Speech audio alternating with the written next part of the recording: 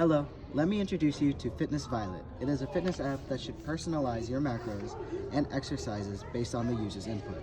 We wanted to make an iOS app that would provide valuable information for people that wanted to improve their health. And in all honesty, we are pretty proud of how it turned out. We're all freshmen, with this being our first hackathon, and we ended up learning a lot of information throughout this event. Like, for example, some key takeaways we have from this project was we learned how to version control, we learned how to operate a new framework, we learned a new programming language, and we also learned how to work in a team setting with clear communication needing to be a big part of teamwork. We think there's a lot of misinformation about eating healthy, getting in shape, and the lack of easy access was a big part of it. It can be traversed through answering questions about how athletic the user is, how often they work out, and how they would want to work out. The suggestions would be based on answers and would give a daily recommendation. So what it does is you hit get started, and then theoretically it would take in your age, height, and weight, and your biological sex.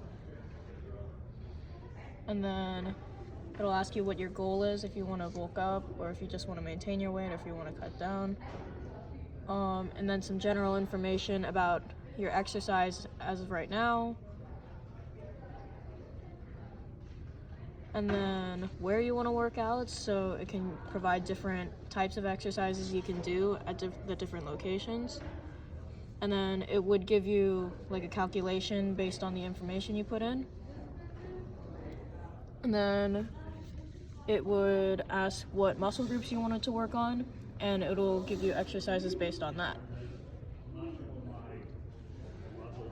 Yeah, and if we could continue development of this project into the future, we would definitely start with fixing some of the functionality that it's missing currently, like some of the text boxes don't work quite right.